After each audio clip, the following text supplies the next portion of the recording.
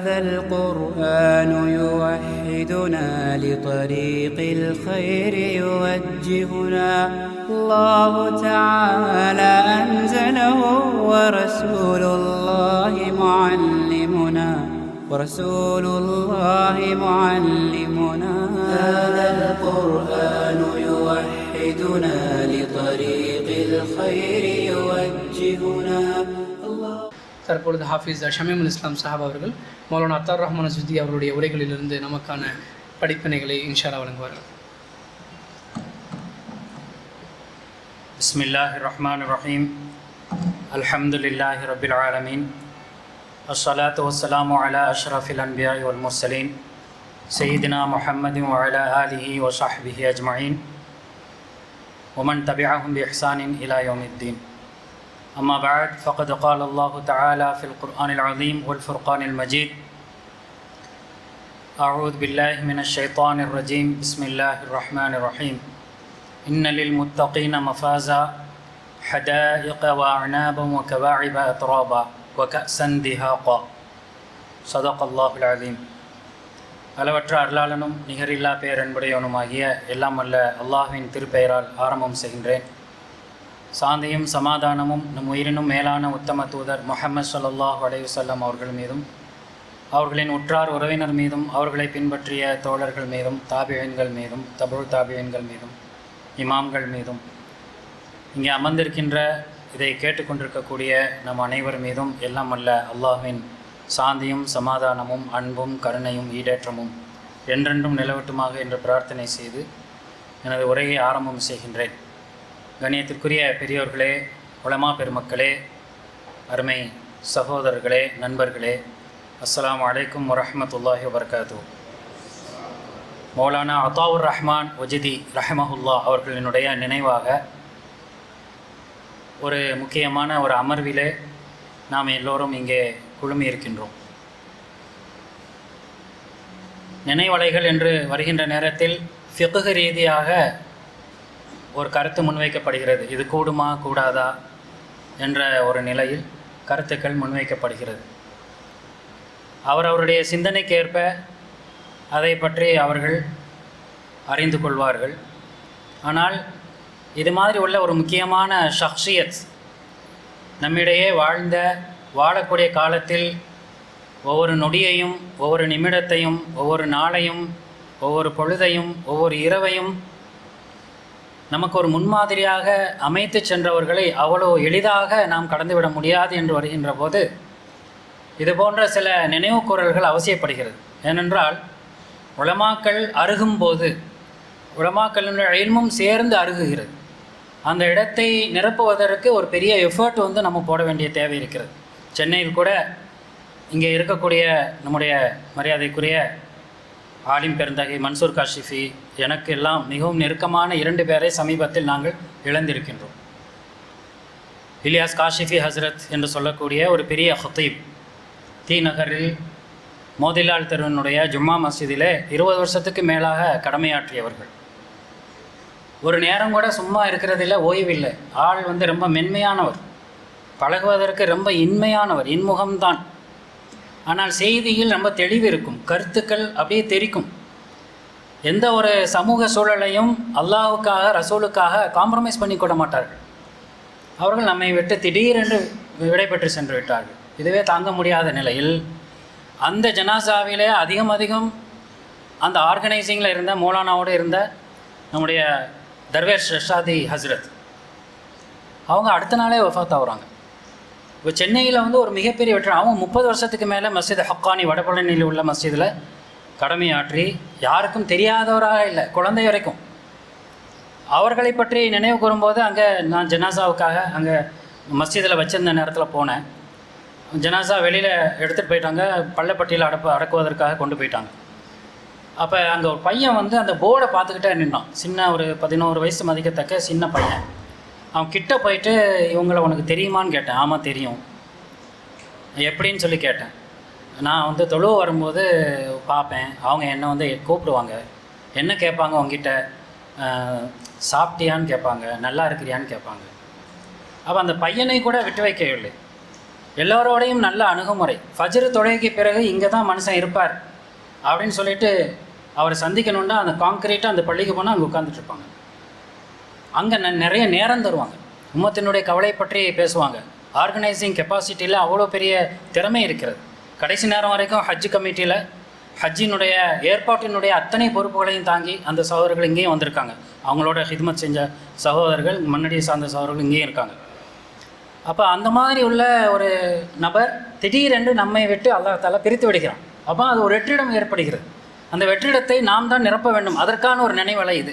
அதே போன்று தான் மௌலானா அத்தாவுர் ரஹ்மான் வஜ்தி அகில இந்திய அளவில் பல்வேறு கட்டங்களிலே பல்வேறு துறைகள் சார்ந்து தவிர்க்க முடியாத நபராக இருந்திருக்கிறார்.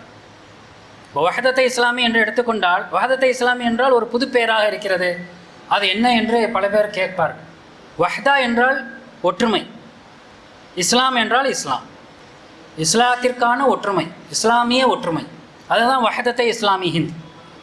அதை தலைமை தாங்கி பன்னெடுங்காலமாக நம்ம எல்லாம் வழிநடத்திய பெருந்தகை அத்தாவுர் ரஹ்மான் வஜ்தி சாஹிப் அவர்கள் எல்லாவற்றிலும் நமக்கு ஒவ்வொரு நிலையிலும் முன்மாதிரியாக திகழ்ந்தார்கள்.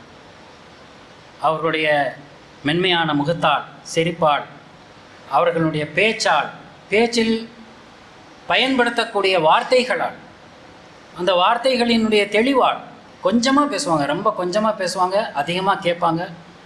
பேசுகிறதே போதுமானதாக இருக்கும். அந்த அளவிற்கு பேச்சுக்கள் இருக்கும். அதிகமாக சிரித்து பார்த்ததில்லை, ஆனால் அதிகமாக அழுது நாம் பார்த்திருக்கின்றோம்.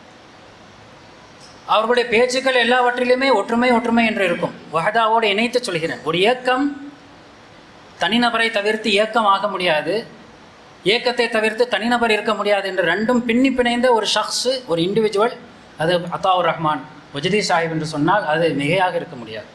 அந்த அளவுக்கு இருந்தார்கள் அதில். ஆக ஒவ்வொரு செயலிலும் ஒரு முன்மாதிரியை நமக்கு விட்டு சென்றிருக்கிறார்கள். என்னை பொறுத்தவரையில் அவர்களுடைய உரைகள் கடந்த 12 ஆண்டுகளுக்கு முன்பிலிருந்து அவர்கள் ஆற்றிய பல்வேறு உரைகள், கலந்து கொண்ட மாநாடுகளிலே அவர்கள் முன்வைத்த கருத்துக்கள் இந்த சமூகத்திற்கு இன்றைக்கும் தேவை, என்றைக்குமே இந்த சமூகம் அதன் மீதான தேவையுடையதாக இருக்கிறது என்ற அடிப்படையில் அதை நான் குறிப்பாக எடுத்து இங்கே உங்களோடு கலந்துரையாட ஆசைப்படுகிறேன். சமூக ஒற்றுமை என்று சொன்னோம். வஹதத்தை இஸ்லாமி என்றால் இது ஒரு இயக்கம், இஸ்லாமிய இயக்கம் என்று சொன்னோம். இஸ்லாமிய இயக்கம் என்ற அடிப்படையில் பல இயக்கங்கள் இருக்கின்றன. இஸ்லாமிய அமைப்புகள் என்று பல அமைப்புகள் இருக்கின்றன. அது முஸ்லீம் அமைப்புகளாக செயல்படுகின்றன. தற்கால தேவைகள், நாட்டில் நிகழக்கூடிய பல்வேறு மாற்றங்கள், சூழல்கள், முஸ்லீம் சமூகத்தின் மீதான பாதுகாப்பு, அதன் மீதான அக்கறை, கல்வி, வேலைவாய்ப்பு, முஸ்லீம் சமூகத்தினுடைய அரசியல் ரீதியான பாதுகாப்புகள், முஸ்லீம் சமூகத்தினுடைய வலிமை, அதை கொண்டு இந்த நாட்டினுடைய கட்டமைப்புக்கு உட்பட்டு சிந்திக்கக்கூடிய எத்தனையோ பல அரசியல் சார்ந்த அமைப்புகளும் அந்த முஸ்லீம் அமைப்புகளாக இருக்கின்றன. வஹதத் இஸ்லாமியும் ஒரு முஸ்லீம் அமைப்பாக இருக்கிறது. இங்கே தான் இயக்கம் அமைப்பு என்பதனில் நம்ம வேறுபடுத்தி பார்க்க வேண்டியிருக்கிறது. நம்ம ஏற்கனவே சொன்னது மாதிரி அமைப்புகள் அரசியல் சார்ந்து, நாட்டினுடைய நம்முடைய வாழ்க்கை சார்ந்து, பொருளாதார ரீதியாக இதர விஷயங்களிலே பல கடமைகளை செய்து கொண்டிருக்கக்கூடிய அந்த அமைப்புகள் இன்றைக்கு நம் கண் முன்னாடி பெரிய பெரிய அமைப்புகளாக இருப்பதை நாம் பார்த்து கொண்டிருக்கிறோம். வஹதத்தை இஸ்லாமியை பொறுத்தவரையில் கொள்கை, அகீதா, இஸ்லாமிய அகீதா, முஸ்லீம் சமூகத்துக்கு இடையே இருக்க வேண்டிய அந்த ஒற்றுமை, அந்த ஒற்றுமையின் அடிப்படையில் அமைந்திருக்கக்கூடிய வலிமை, இதுதான் எப்போதுமே அது முன்வைத்த ஒரு முக்கியமான செய்தியாக இருக்கிறது. பல்வேறு மாநாடுகளை நாம் நடத்தி இருக்கின்றோம். 20-25 ஆண்டு காலமாக பல மாநாடுகள் இந்தியா முழுவதும் நடைபெற்றிருக்கின்றன. பல கேம்பெயின்கள் நடத்தப்பட்டிருக்கின்றன. எல்லாவற்றிலும் முத்தாய்ப்பாக வைக்கக்கூடிய ஒரே கருத்து முஸ்லீம் ஒற்றுமை, இஸ்லாமிய ஒற்றுமை. முஸ்லீம் ஒற்றுமை என்பது இஸ்லாமிய ஒற்றுமை என்ற அடிப்படையில் தான் ஆக முடியும். குர்ஆனை கொண்டும் சுன்னாவை கொண்டும் தான் அது அமைய முடியும். ஆக இப்படி அத்தாவுர் ரஹ்மான் வஜ்தி மௌலானா அவர்கள் எங்களை வழிநடத்திய விதத்திலே இந்த ஒற்றுமையை எப்போதும் குறிப்பாக மக்களுக்கு மத்தியிலே அது ஒரு அதாவது ஸ்காலர்ஸுடைய அந்த லெவலாக இருக்கட்டும், படித்த பண்டிதர்களாக இருக்கட்டும், உலமா பெருமக்களுடைய அவையாக இருக்கட்டும், எல்லா அந்த அமர்வுகளிலும் அவர்கள் இந்த ஒற்றுமையை கொண்ட வலிமையை தான் முக்கியம் என்பதனை சொன்னார்கள். ஆக அவர்கள் ஆற்றிய உரைகளில் என்னென்ன சொன்னார்கள் என்பதனை அதை கொண்டே நான் சில விஷயங்களை வாசித்து உங்களிடத்திலே சொல்ல ஆசைப்படுகிறேன். 10 வருஷத்துக்கு முன்னாடி நடைபெற்ற வஹதத்தை உம்மத்தே ரசூல், வஹதத்தை இஸ்லாமிய நடத்தக்கூடிய கேம்பெயின்கள்லாம் இப்படி தான் இருக்கும். இந்த மாதிரி பெயர்கள் வஹதத்தை உம்மத்தே ரசூல், முஸ்லீம் உம்மா, நபி ஸல்லல்லாஹு அலைஹி வஸல்லம் அவர்களுடைய வழியில் நடைபெற்று கொண்டிருக்கக்கூடிய முஸ்லீம் உம்மாவினுடைய ஒற்றுமை, அதுதான் வஹதத்தை உம்மத்தே ரசூல் ஸல்லல்லாஹு அலைஹி வஸல்லம். அதில் ஒரு கருத்தை மௌலானா அவர்கள் முன்வைக்கிறார்கள். முஸ்லீம் உம்மத்தின் ஒற்றுமை என்பது மிக மிக இன்றியமையாததாகும். பயான் கேட்பதில் நமக்கு ஒரு ஆர்வம் உள்ளது. எப்பவும் இதை சொல்லுவாங்க, பயான் கேட்பதில் ஆர்வம் இருக்கிறது. அதுவும் பேசும்போதே சொல்லுவாங்க, மே ஜியாதா வக்த் நஹீ லேத்தா ஹூம், மே ஃபடாஃபட் ख़त्म கरूँगा.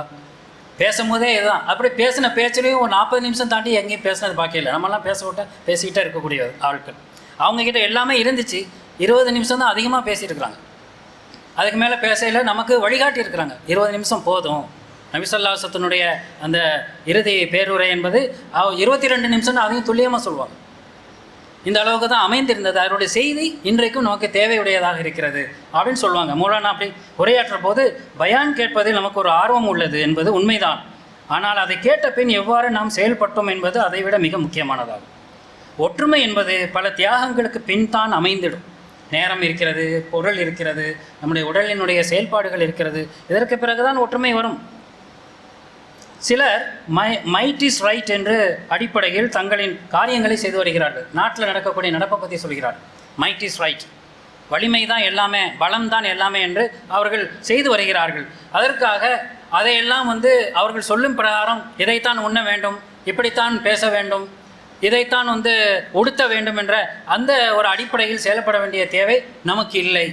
இப்படியெல்லாம் தன்னுடைய கருத்தை அவர்கள் அமைத்திருக்கிறார்கள். we are going to be super power என்று அவர்கள் சொல்கிறார்கள். ஆனால் மக்களிடையே பிரிவினையை தூண்டி அதிலே அரசியல் லாபங்களை அடைவது அவர்களுடைய சிந்தனையாக தொடர்ந்து இருந்து வருகிறது என்பதனை பற்றி மௌலானா அவர்கள் பேசியிருக்கிறார்கள். நாங்கள் எங்களின் உரிமைகளுக்காகவே நாங்கள் களமாடுகிறோம் என்று ஒரு கருத்தை முன்வைத்திருக்கிறார்கள்.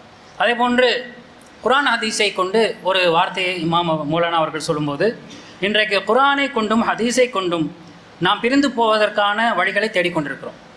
குர்ஆன் ஹதீஸ் தான் ஒற்றுமை, வலிமை. இப்போ இந்த ஒற்றுமைங்கிற பேரை வச்சியே ஒன்றுபட முடியுமா? அதெல்லாம் ஒன்றுபட முடியாது. ஆனால் அவர்களே அரசியல் களத்தில் எல்லாரும் ஒன்றுபடுவோம், எல்லாரும் இதில் ஒன்றிணைந்து செயல்பட வேண்டும், இதையும் ஒரு இடத்துல சொல்லிக்கிறவாங்க. இன்னொரு இடத்துல ஒற்றுமையா, அது முடியுமா, அது சாத்தியமா, இதை செய்வர்களோடு எப்படி ஒற்றுமையாக இருக்க முடியும்? நான் மீண்டும் ஃபிக்ஹ் பற்றி பேசலை, ஆனால் தேவையை பற்றி பேசுகிறேன். முஸ்லீம் சமூகத்துக்கு ஒரு தேவை இருக்கிறது. உம்மத்துக்கு மத்தியிலே, அடுத்த தலைமுறைக்கு மத்தியிலே இதையே சொல்லி ஹதீஸை கொண்டு குர்ஆனை கொண்டு வலிமைப்படுத்துவதற்கு மாற்றமாக இது சாத்தியமா என்று கேட்டால் அந்த வலிமை என்பது குறைந்து கொண்டு தான் இருக்கும். எந்த அளவுக்கு தேவையோ, எந்த அளவுக்கு தேவை இருந்தால் அந்த தேவையை நாம் அடையும் போது அதில் அல்லாஹ் தஆலா முஸ்லீம் உம்மத்தினுடைய பலத்தை கொண்டு முஸ்லீம்களுக்கு வெற்றியை தருவானோ, அந்த தேவையை நாம் ரீச் பண்ணாமலே நாம் பிரிந்து கொண்டே இருந்தால் அல்லாஹ்வுடைய உதவி எப்படி வரும்? அல்லாஹ்வும் நீங்கள் ஒன்றுபட்டு இருந்தால் உங்களுக்கு உதவி செய்வேன் என்றுதான் சொல்கிறான். ஆக அதைத்தான் மௌலானா அவர்கள் தங்களுடைய கருத்துக்களிலே எப்போதும் சொல்லக்கூடியவர்களாக இருந்தார்கள்.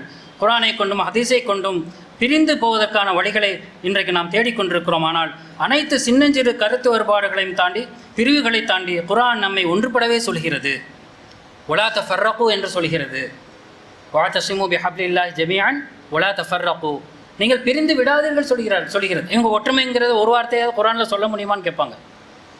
வலா தஃபர்ரகுன்னா என்னது? அப்போ குர்ஆனில் பகுதியை எடுத்துக்கொள்வோம், பகுதியை நாங்கள் நிராகரிப்போம் என்று அர்த்தமா? வலா தஃபர்ரகுன்னா பிரிந்து விடாதீர்கள். பிரிந்து விடாதீர்களில் நம்ம விளங்க வேண்டிய விஷயம் என்ன? ஒன்றுபடுது. இன்னும் நிறைய நேரடியாக ஒற்றுமையை பற்றி வருது. நீங்கள் ஒன்றுபடவில்லை, பிரிஞ்சு இருந்தீங்கன்னா நீங்கள் தோற்று போவீர்கள், பலம் கொண்டு போய்விடுவீர்கள். வலா தனாஸஉ வதஃப்ஷலு வதத்ஹபு ரீஹக்கும் வஸ்பிரு வதத்ஹப ரீஹக்கும் வஸ்பிரு என்று அந்த வசனத்தில் அல்லாஹ் தஆலா நமக்கு அறிவுறுத்துகிறான், எச்சரிக்கிறான். உங்களுடைய பலம் குன்றி போய்விடும் என்று சொல்கிறான். ஆக இந்த கருத்தை நீங்கள் பிரிந்து போகாதீர்கள், குர்ஆனை கொண்டு இப்படி சண்டை போட்டு கொண்டு இருக்காதீர்கள், அது நம்முடைய அவசியம் கிடையாது. இது ஒரு மசாயில் சம்பந்தமான விஷயம். இது கூடும் இது கூடாது என்பதெல்லாம் மசாயில் சம்பந்தமான விஷயம். ஆனால் ஒற்றுமை என்பது தலையாயது, இன்றிய அமையாதது, தரூரியாத்தில் உள்ளது, இன்றியமையா எசென்ஷியல் பார்ட். நாட்டினுடைய கான்ஸ்டிடியூஷன் அடிப்படையில் பேசுகிறதா இருந்தால் எசென்ஷியல் பார்ட்டில் அல்லாஹ் தஆலா ஒற்றுமையை கொண்டு வச்சிருக்கிறான். வலா தஃபர்ரகு அன் அகீமுத்தீன வலா தஃபர்ரகு, அங்கே சொல்கிறான் எல்லா இடங்களிலும் தீனை நிலைநாட்டுங்கள் என்று வருகின்ற போது பிரிந்து விடாதீர்கள். ஆனால் சின்ன சின்ன மசாயில்கள், கடுகளவு போன்ற விஷயங்களில் பிரிந்து நிற்பதனால் இந்த உம்மத்திலே பலங்கள் குன்றி போய் அடைய வேண்டியதை அடைய முடியாத நிலையில் யார் வேண்டுமானாலும் நம்மை எப்படி வேண்டுமானாலும் அவர்களுடைய திசையில் இழுத்துச் செல்ல முடியும் என்ற ஒரு நிலையில் நாம் இருப்பது என்பது அது நம் கைகளாலேயே நாம் தேடிக்கொண்டது. மௌலானா அவர்களுடைய அறிவுரையே இதற்கு மாறாக குர்ஆனை கொண்டும் ஹதீஸை கொண்டும் ஒன்றுபடக்கூடியவர்களாகவும் வலிமை பெறக்கூடியவர்களாகவும் நாம் இருக்க வேண்டும், முஸ்லிம் உம்மத் இருக்க வேண்டும் என்று சொன்னார்கள். ஒரு முஸ்லீம் இன்னொரு முஸ்லீமுக்கு சகோதரர் ஆவார். இன்னொரு இடத்திலே மௌலானா அவர்கள் பேசிய அந்த உரையில் இதை நிறைய இடத்தில் சொல்கிறார்கள். நம்முடைய முகாம்களில் கூட சொல்லியிருக்கிறார்கள். அல் முஸ்லிம் அகுல் முஸ்லிம், ஒரு முஸ்லீம் இன்னொரு முஸ்லீமுக்கு சகோதரன். இன்று முஸ்லிம்களுக்கு இடையில் சின்னஞ்சிறு பிரச்சனைகள் பெரிதாக்கப்பட்டு பரஸ்பரம் சண்டையிடும் போக்கு அதிகரித்துள்ளது. மௌலானா வயோதிகம் என்றுதான் பெயர், ஆனால் இளைஞர். சுற்றாத இடம் இல்லை, போகாத இடம் இல்லை. கடைசி காலம் வரைக்கும் கம்பூண்டிய நிலையிலும் அந்த வாக்கரை கொண்டு கூட இடமா வந்திருக்காங்க. அந்த சென்னை எவ்வளோ தூரம், அவங்களுடைய அந்த சொந்த ஊர் சஹாரன்பூரும் உத்தரப்பிரதேசம் இருக்கிறதும், சென்னையும் எவ்வளோ தூரம், மதுரை எவ்வளோ தூரம், கோவை எவ்வளோ தூரம். ஆக இந்த இடங்களுக்கெல்லாம் அந்த வாக்கரை வச்சுக்கிட்டு கடைசி காலம் வரைக்கும் நடந்திருக்கிறார்கள். எப்போதெல்லாம் நடக்க முடிஞ்சதோ அப்போது மௌலானா அவர்கள் நடந்து இந்த சமூகத்தின் மீதான அக்கறை, இந்த சமூகத்தை வலுப்படுத்துவதற்கு தேவையான அத்தனை விஷயங்களிலும் மௌலானாவினுடைய பங்களிப்பு மிக அதிகமாக இருந்தது என்பதை பார்க்கிறோம். மௌலானா மேலும் சொல்கிறார்கள், இதில் பாதிக்கப்படுபவரும் பாதிப்பை உண்டாக்க நல்ல கவனிக்கணும். இந்த முஸ்லிம்களுக்கு இடையில் ஏற்படக்கூடிய பிரிவினை பிரச்சனைகளில் பாதிப்பு உண்டாக்குபவர், அதை அனுபவிக்கக்கூடியவர், ரெண்டு பேருமே முஸ்லீம்களாக இருக்கிறார்கள். ஆனால் இதனை உருவாக்கக்கூடியவர்கள் யார்? முஸ்லீம்களுக்கு இடையிலேயே இந்த பிரிவினைகளை தூண்டக்கூடியவர்கள் யார்? அது வெளியில் யாரோ செய்கிறாங்க, அவங்க முஸ்லீம் இல்லை. இதுதான் நம்ம சிந்திக்க வேண்டிய விஷயம். பாதிப்பு நமக்கு ஏற்படுகிறது, அது உண்டாக்குபவன் நாமவே இருக்கிறோம், அதில் பாதிக்கப்படக்கூடியவர்கள் நாம இருக்கிறோம். ஆனால் அதனை உருவாக்கக்கூடியவர்கள் யார்? இப்படி முஸ்லீம் சமூகம் இன்றைக்கு குர்ஆனை கொண்டும் ஹதீஸை கொண்டும் பிரிந்து இருக்கிறது. இப்படி இருக்கக்கூடாது என்பதனை மௌலானா அவர்கள் சொல்லியிருக்கிறார்கள். அதே போல ஒன்றுபடுவது என்பது அல்லாஹ் ரசூலினுடைய ஆணையாகும் என்பதனை பற்றி மௌலானா அவர்கள் பேசிய ஒரு உரையில் இத்திஹாதே உம்மத் என்பது குர்ஆனினுடைய ஆணையாக இருக்கிறது என்று சொல்கிறார்கள். மேலும் அது ரசூலை கரீம் ஸல்லல்லாஹு அலைஹி வஸல்லம் அவர்களுடைய உத்தரவாகவும் இருக்கிறது, கிதாபுல்லாஹ்வினுடைய துனியாகவும் இருக்கிறது. உலகிலே வேறெந்த கொள்கையும் இந்த அளவு இது பற்றி கூறியதில்லை. இத்திஹாதே உம்மத், இத்திஹாத் என்று சொன்னால் நாம் ஏற்கனவே சொன்ன மாதிரி உம்மத்தினுடைய ஒற்றுமை. இது அல்லாஹும் வழிகாட்டுகிறான் என்பதை நாம் ஏற்கனவே பார்த்தோம். ரசூல் ஸல்லல்லாஹு அலைஹி வஸல்லம் அதுக்காகவே வாழ்ந்து ஒரு முன்னுதாரணத்தை நமக்கு முன்பாக அமைத்து நம்மை விட்டு பிரிந்து சென்றிருக்கின்றார்கள். அதையும் நமக்கு ஏற்கனவே நாம் பார்த்திருக்கிறோம். அது மட்டுமல்ல, குர்ஆனினுடைய தொனியும் எப்போதுமே அந்த ஒற்றுமை குறித்தே அதை பேசக்கூடியதாக இருக்கிறது. அதையும் தாண்டி உலகில் உள்ள எந்த கொள்கை இந்த அளவுக்கு ஒரு சமூகம் இப்படித்தான் வலிமையாக இருக்க வேண்டும், ஒற்றுமையாக இருக்க வேண்டும், ஒரு குவத் என்பது அதில் தான் இருக்கிறது என்று சொல்லவும் இல்லை என்பதனை ஆணித்தரமாக மௌலானா அவர்கள் தங்களுடைய உரையிலே பேசியதை நாம் பார்க்கிறோம். வெறுப்பும் விரோதமும் அன்பும் நல்லறமும் பற்றி உலகில் வெறுப்பையும் விரோதத்தையும் விதைத்தவர்களும் நம்ரூது, ஷத்தாத் என்ற பெயர்களை சொல்கிறார்கள். ஃபிரௌன் என்பதனை பற்றி சொல்கிறார்கள். மனிதர்களை வெறுப்புகளை விதைத்தவர்களும் உலகிலே மனிதர்களை எல்லா காலங்களிலும் இப்படி இருந்திருக்கிறாங்க. அதே மாதிரி அன்பையும் நல்லறங்களையும் விதைத்தவர்களும் மனிதர்களே. அதில் யார் இருக்கிற அன்பு நல்லறம்? எல்லா நபிமார்களும் அதைத்தான் தங்களுடைய செயல்களாக கொண்டிருந்தார்கள். நபிமார்களை பற்றி மௌலானா சொல்லி காட்டுகிறார்கள். அதே போன்று நம்மிடையே இருக்கும் அமைப்புகளும் பிரிவுகளும் முஸ்லீம் சமூகம் என்பதனில் அடக்கமானவையே. நல்லா புரிஞ்சு கொள்ளணும். முஸ்லீம் சமூகம் என்று ஒன்று இல்லை என்றால் முஸ்லீம் அமைப்புகளுக்கு என்ன தேவை? அப்போ முஸ்லீம் சமூகம்தான் அமைப்புகளை விட மேல் நிற்கும். அதனுடைய மேலே அவுலவியாத் என்று சொல்லக்கூடிய அந்த ப்ரையாரிட்டியில் முஸ்லீம் சமூகம் இருக்கும். அந்த சமூகத்தினுடைய சில ஆஸ்பெக்டுக்காக, சில தேவைகளினுடைய முன்னுரிமைக்காக வெவ்வேறு அமைப்புகளாக இருக்கிறார்கள். இங்கே அமைப்பு என்பது அந்த செயல்களினுடைய மேலாக இந்த முஸ்லீம் உம்மத்தினுடைய பாதுகாப்பு என்று வருகின்ற போது இல்லை என் அமைப்பில் இந்த பாலிசி இல்லை, அல்லது என் அமைப்பில் இது முன்னுரிமை பெற்றது இல்லை, எனவே நான் என் அமைப்பு சொல்கிறது தான் செய்வேன் என்று ஒரு முஸ்லீம் சொல்ல முடியாது என்பதனை மௌலானா அவர்கள் வலியுறுத்தி ஒரு மாநாட்டிலே அவர்கள் பேசுகிறார்கள். முஸ்லீம்களுக்கு இடையிலே நம்மிடையே இருக்கும் அமைப்புகளும் பிரிவுகளும் முஸ்லீம் சமூகம் என்பதனில் அடக்கமானவையே. இன்று இஸ்லாத்தின் பிரச்சாரத்தை முன்னெடுக்கும் மக்களிடையே அதற்கான இல்மு குறைவாக காணப்படுகிறது. இஸ்லாத்தினுடைய பிரச்சாரத்தை முன்னெடுக்கக்கூடிய மக்களிடத்தில், அந்த மக்களிலே தலைவர்கள் இருக்கிறார்கள், அமைப்பை சார்ந்த பல்வேறு பொறுப்புகளை தாங்கியவர்கள் இருக்கிறார்கள். நல்லா சிந்திக்க வேண்டும். நம்ம கண் முன்னாடியே நாம் பார்க்கிறோம். முஸ்லீம் அமைப்புகள் என்று இருக்கிறது, அதுக்கான தலைவர்கள் இருக்கிறார்கள், அடுத்த நிலையில் உள்ள தலைவர்கள் இருக்கிறார்கள். இவரிடத்தில் தீன் இருக்கிறது. தீன் எவ்வளவு இருக்கிறது, தீனினுடைய இல்மு எவ்வளவு இருக்கிறது, அது இல்லை என்பதனை மௌலானா இங்கே சுட்டி காட்டுகிறார்கள். மக்களிடையே அதற்கான இல்மு குறைவாகவே காணப்படுகிறது. அதே நேரம் இல்மு இருப்பவர்கள் அதை முன்னெடுக்காத நிலையே இருக்கிறது என்று அதை பற்றி கவலைப்பட்டிருக்கிறார்கள். யார் இடத்துல இல்மு இருக்கிறதோ அவர்கள் அதை ப்ரையாரிட்டியாக ஆக்கி கொள்ளவில்லை, அதை முன்னெடுக்கவில்லை. யாரிடத்துல இல்மு இல்லையோ அவர்கள் தான் அதில் முன்னுக்கு நிற்கிறாங்க, பொறுப்பு வகிக்கிறாங்க, வழி நடத்துகிறார்கள் என்ற ஒரு கவலையை தன்னுடைய ஒரு உரையிலே மௌலானா தெரிவிக்கிறார்கள். இனி வரும் நாட்களில் முஸ்லீம் நாடுகள் பரஸ்பரம் சண்டை இட்டுக்கொள்வது, அதாவது ஃபோர்காஸ்டிங் பண்ணுறாங்க. இன்றைக்கு இப்படி சூழல் உலகத்தில் எங்கே பார்த்தாலும் இருக்குது. இந்த மாதிரி அமர்வுகளில் உட்காந்துட்டு இருந்தால் பேசக்கூடிய, இப்போ நான் பேசுனதில் ஒரு 2 இடத்துல 3 இடத்துல கண்ணை தொடச்சிட்டு இருப்பாங்க, அழுதுட்டு இருப்பாங்க. என் பேச்சில் ஈர்க்கப்பட்டு இல்லை, இங்கே உட்காந்துட்டாலே உங்களையெல்லாம் பார்க்கும்போது தனக்கு எதிரில் இருக்கக்கூடிய குழந்தையை பார்த்தாலும் பெரியவர்களை பார்த்தாலும் அங்கே உட்காந்துட்டு கவலையில் உட்காந்து அழுதுட்டு இருப்பாங்க. கர்ச்சீஃப் பக்கத்தில் இருக்க அப்படியே கண்ணை தொடச்சிக்கிட்டே இருப்பாங்க. அப்போ அவங்க சொல்கிறாங்க, இமாம் அடுத்து இனி வரக்கூடிய காலங்களிலே முஸ்லீம் நாடுகள் தங்களுக்கிடையே சண்டையிட்டுக் கொள்ளும். இன்றைக்கு பாருங்கள், காசாவில் நடக்கக்கூடிய அந்த இதுகள் அத்தனையும் வேடிக்கை பார்க்கக்கூடிய இடத்துல முஸ்லீம்களாக இருந்து கொண்டு முஸ்லீம் விரோத போக்கிலே ஈடுபட்டு கொண்டிருக்கக்கூடியவர்களுக்கு இன்றைக்கு கைகோர்ப்பதற்கு வெளிப்படையாக இன்றைக்கு தயாராகி கொண்டிருக்கிறார்கள். ஹஜ்ஜுடைய சீசனுக்காக வெயிட் பண்ணிட்டு இருந்தாங்க போல். ஹஜ் முடிஞ்சு போச்சு, இனிமேல் இஸ்ரேலோட கை கோர்க்கலாம், பாய் ஆயிடலாம், இவனுங்களெல்லாம் ஒழிச்சு கட்டணும், இவன் நமக்கு எதிரிங்கிற ஒரு நிலைக்கு அந்த முஸ்லீம்களுக்கு எதிரான சிந்தனை போக்கு இன்றைக்கு மேலோங்கி இருக்கிறது. மௌலானா அன்னைக்கே சொல்லியிருக்கிறாங்க, 10 வருஷத்துக்கு முன்னாடி பேசின உரை இது. சமூகத்திலே எப்படி அடுத்து முஸ்லீம் நாடுகள் தங்களுக்கிடையே அடித்துக் கொள்வார்கள் என்று. மஸ்ஜிதுகளுக்கு இடையிலேயும் பிரிவினைவாதம் பாருங்கள். மஸ்ஜிதுகளுக்கிடையே பிரிவினை தூண்டப்படுகிறது. சில மஸ்ஜிதுகள் சில முஸ்லீம்கள் தொழுவது இல்லை, சில மஸ்ஜிதுகளில் சில முஸ்லீம்கள் தொழுவதில்லை. ஆனால் எல்லா மஸ்ஜிதுகளும் அல்லாஹ்வினுடைய மஸ்ஜிதே ஆகும். நமது ரசூலை கரீம் ஸல்லல்லாஹு அலைஹி வஸல்லம் அவர்கள் ரசூலுன் லில் ஆலமீன், அகில உலகத்திற்கும் ரசூல். நம்முடைய குர்ஆன் என்பது ஹுதன் லின் நாஸ், இது ஒட்டுமொத்த மக்கள் சமூகத்துக்கு மனித சமூகத்திற்குமான நேர் வழிகாட்டுதல். இதையெல்லாம் மௌலானா தங்களுடைய உரையிலே சொல்லி காட்டியிருக்கிறார். இன்னொரு முக்கியமான விஷயம் வஹதத் இஸ்லாமியை பற்றி. உலகில் மிக எளிதான காரியமே தங்களிடையே சண்டையிட்டுக் கொள்வதாக அமைந்து விட்டு இருக்கிறது.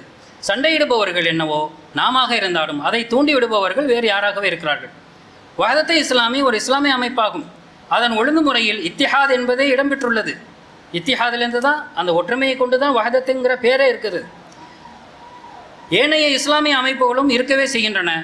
நாம் மற்றவர்களை என்றென்றும் நேசிப்பவர்களாகவும் அவர்களுக்கு உதவி செய்பவர்களாகவுமே இருப்போம். இது ஒரு மாநாட்டில் அறிஞர் பெருமக்கள் இருக்கக்கூடிய அந்த அவையில் பேசக்கூடிய பேச்சு இது. சிலர் உம்மத்திடையே காமன் மினிமம் ப்ரோக்ராம் என்று சிந்தனையை முன்வைக்கிறார்கள். ஆனால் இஸ்லாத்தில் உள்ள அனைத்துமே காமனானவையே. இதில் காமன் மினிமம் ப்ரோக்ராமில் நம்ம ஒன்று சேர்ந்துக்கிறோம்னு சொல்கிறதுக்கு என்ன இருக்கிறது? நம்ம எல்லாமே காமனான ப்ரோக்ராமில் தான் ஒன்றாக இருக்கிறோம். இதில் காமன் மினிமம் ப்ரோக்ராம்னா மீதில் மேக்சிமமில் அன்காமனாக இருப்பீங்களா, வேறுபட்டு இருப்பீங்களான்னு கேட்குறாங்க மௌலானா. அப்போ நமக்கு ப்ரையாரிட்டி தெரியல, பரூரியாத்து தெரியல, எசென்ஷியல் பார்ட் தெரியல.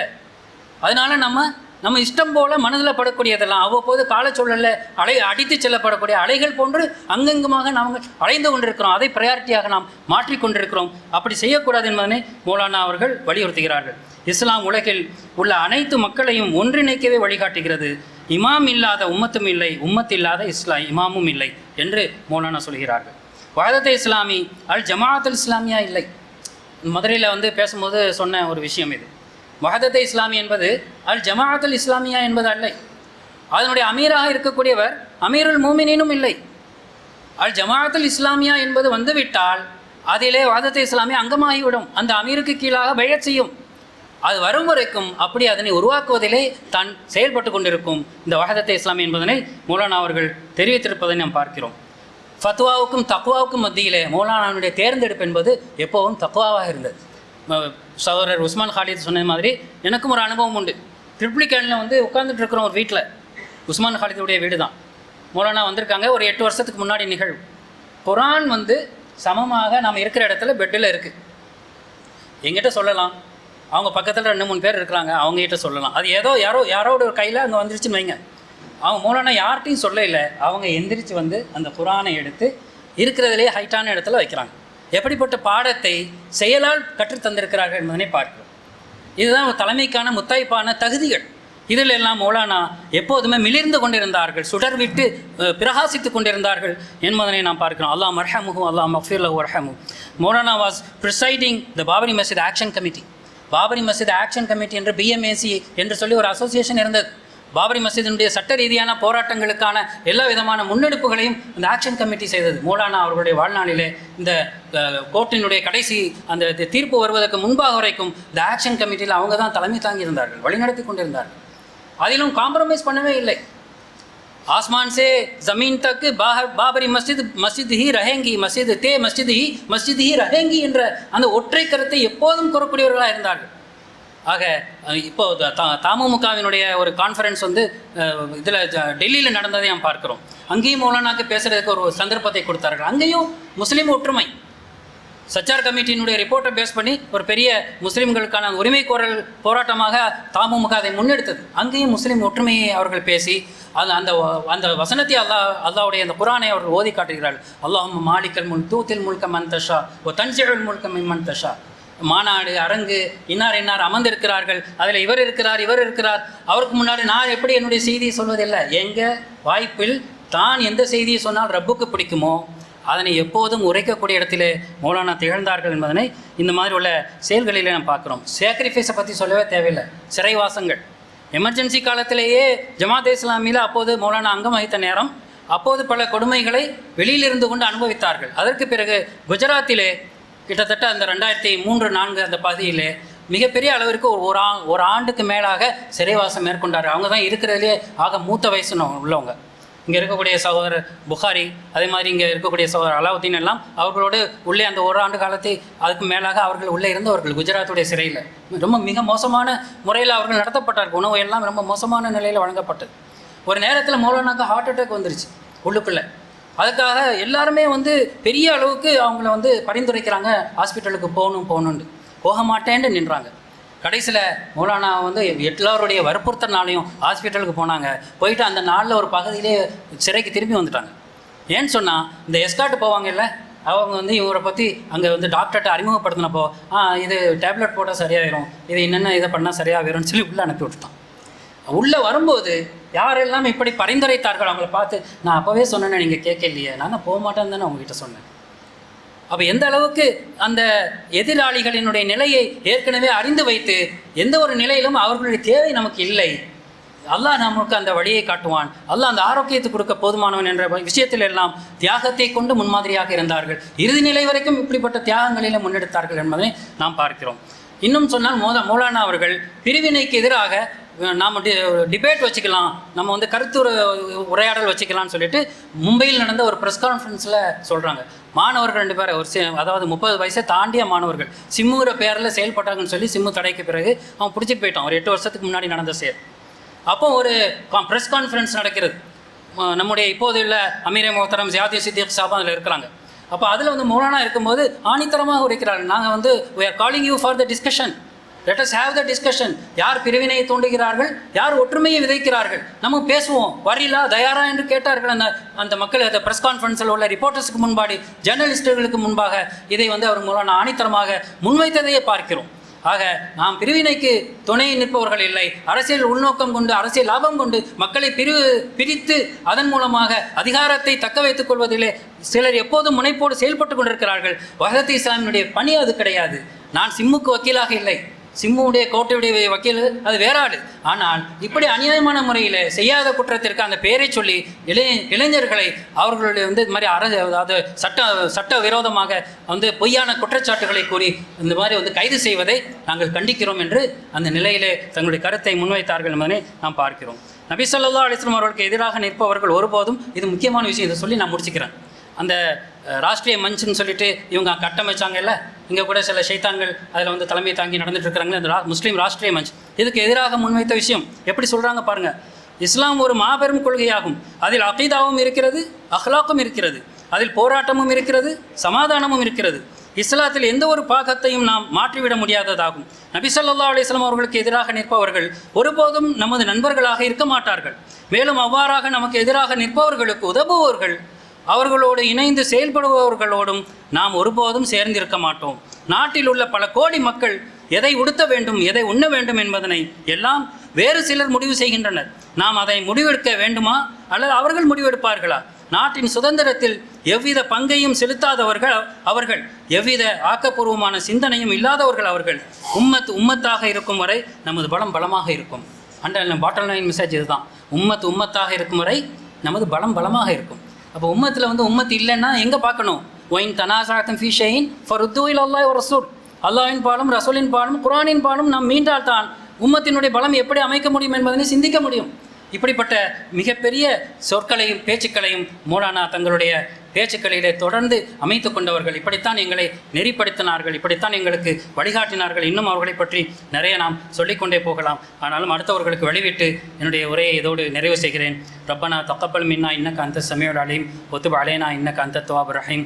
அல்லாஹும்ம அக்ஃபிர் லஹு வர்ஹம்ஹு வஆஃபிஹி வஅஃபு அன்ஹு வஅக்ரிம் நுஸுலஹு வஸி' முத்கலஹு واغسله بالماء والثلج والبرد ونقه من الذنوب والخطايا كما ينقى الثوب الأبيض من الدنس وأبدله دارا خيرا من داري وأهلا خيرا من أهلي وزوجا خيرا من زوجي وأدخله الجنة وأعيذه من عذاب القبر ومن عذاب النار وآخر دعوانا الحمد لله رب العالمين والسلام عليكم ورحمة الله وبركاته. ஜஸாக்குமுல்லாஹ் ஹைரன். ஹாஃபிஸ் ஷமீமுல் இஸ்லாம் சாஹிப் அவர்களுக்கு இந்த அமர்வினுடைய அமைப்பை பார்த்தாலே தெரியும். உள்ளத்திற்கும் சிந்தனைக்கும் தக்வியத்தை, ஈமானை உரம் சேர்க்கக்கூடிய ஒரு அமர்வாக இருக்கும். இதுவல்லாது எத்தனையோ காமமரேஷன் ப்ரோக்ராம், எத்தனையோ நினைவேலைகள் நிகழ்ச்சிகளை பார்க்கிறோம். அது அரசியலை அலங்கரிக்கக்கூடிய மேடைகளாகவும் அல்லது புகழ் மாலை பொழியக்கூடிய மேடையாகவும் இருக்கும். இங்கே நாம் நமக்கான படிப்பினையும் நமக்கான விஷனையும் இது போன்ற ஷக்சியத் திலிருந்து நாம் பெறக்கூடிய விஷயங்களைத்தான் இங்கே அல்ஹம்துலில்லாஹ் பார்த்து கொண்டிருக்கின்றோம். இங்கே அமர்ந்திருக்கக்கூடியவர்களையும் நாம் பார்க்குறோம். பல மாணவர்களை, தமிழகம் முழுவதும் பல உலமாக்களை, இன்றைக்கு உழைத்து கொண்டிருக்கக்கூடிய பல்வேறு தளங்களில் இருக்கக்கூடியவர்களை உருவாக்கக்கூடியவர்களாகவும் கூட்டமைப்புகளுடைய முக்கிய நிர்வாகிகளாகவும் அமர்ந்திருக்கக்கூடியவர்களைத்தான் நாம் இங்கே அழைத்திருக்கின்றோம். அல்ஹம்துலில்லாஹ். هذا القرآن يوحدنا لطريق الخير يوجهنا الله تعالى